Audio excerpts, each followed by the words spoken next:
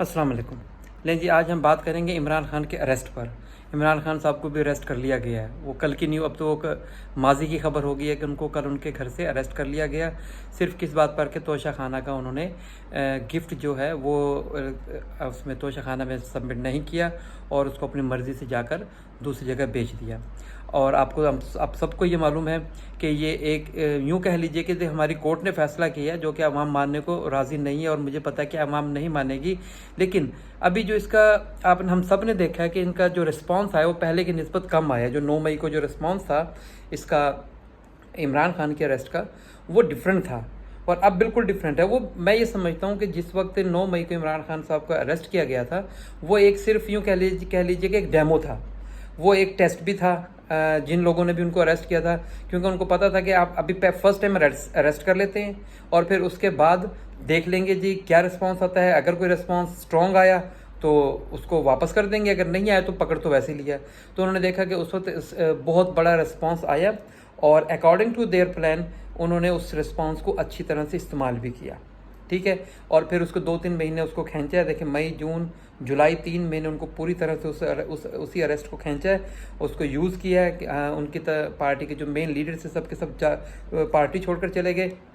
और अब उनको फिर एक उसी केस पर जिसकी कोई बुनियाद भी नहीं है और जिसके भी हेयरिंग चल रही है उस पर जो हमारे जज साहब ने बड़ी जल्दबाजी में उनका फ़ैसला दे दिया है। और उनको देखें, विद इन 30 मिनट से लेस टाइम में फ़ैसला भी आ गया, फ़ैसले को ट्रांसलेट भी कर लिया गया। उसको फ़ौरन इमरान खान साहब के घर भी पुलिस पहुंच गई और उनको वहाँ से अरेस्ट भी कर लिया। और वहाँ पर जो लोग आए हुए थे उनको पता था कि अब वो रिस्पांस नहीं आएगा, क्योंकि लोग बुरी तरह से डरे हुए हैं। इसी डर का फ़ायदा उठाते हुए उन्होंने अब ये इमरान खान साहब को अरेस्ट कर लिया।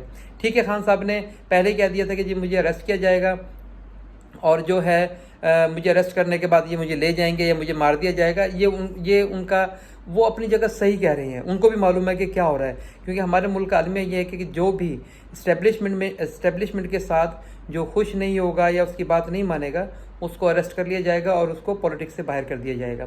अब हम जानते हैं कि ये कॉमन है पाकिस्तान में, अगर किसी भी शख्स को जो कि गवर्नमेंट में होता है या जो हमारा रूल है हमने ऐसे बना दिए गए हैं, जो अभी आपने देखा कि पिछली जुमेरात को कैसे फटाफट रूल बनाए गए, 57-58 जो है कवानीन पास कर दिए गए। वो सारे कवानीन ही इसीलिए थे कि किस तरह से खान साहब को हम अरेस्ट कर लेंगे, और उन कवानीन की सारी जो बैकअप है उसके अंदर ये सारी चीज़ें पिन्हा हैं जो कि हम लोगों को पता ही नहीं है। तो अब हुआ क्या है कि 3 साल के लिए खान साहब को अरेस्ट कर लिया गया है और और अगले 5 साल के लिए खान साहब ऑटोमेटिकली नाअहल हो गए हैं सियासत के लिए। अब वो 5 साल के बाद ही जो कुछ भी जो सियासत में आना चाहेंगे आ जाएंगे, क्योंकि इन लोगों ने तो ये समझ लिया ना कि अब खान साहब तो आएंगे नहीं। अब ये आएंगे नहीं तो ऑटोमेटिकली 4-5 साल के बाद लोग इनको भूल जाएंगे और फिर हम अपने हिसाब से इस तरह अपनी मनमानी करते रहेंगे। अब हमें ये भी मालूम है कि पूरी दुनिया ने देखने इसके ऊपर एहतजाज किया। इवन के देखें, हमारे एक बहुत बड़े वो गुजरे हैं फॉरेन ऑफिसर हुसैन हकानी साहब, उन्होंने भी इस चीज़ के ऊपर बड़े गुस्से और गम और रंज का इजहार किया कि ठीक है कि पाकिस्तान में डेमोक्रेसी है ही नहीं, लेकिन ये डेमोक्रेसी की जो ताबूत है उसके अंदर आखिरी कील ठोक दी गई है कि उन्होंने खान साहब को अरेस्ट कर लिया। जी, हम सब बिल्कुल एहतजाज कर रहे हैं इसके ऊपर, और ये गलत किया है इन्होंने कि एक पॉपुलर लीडर को जिसकी इतनी सही है, जिसको पूरा मुल्क फॉलो करता है, उन्होंने इसको अरेस्ट कर लिया है, और वो भी उस केस के ऊपर जिसपे तमाम लोगों को छोड़ दिया गया है, सिर्फ इन्हीं को पकड़ा गया है।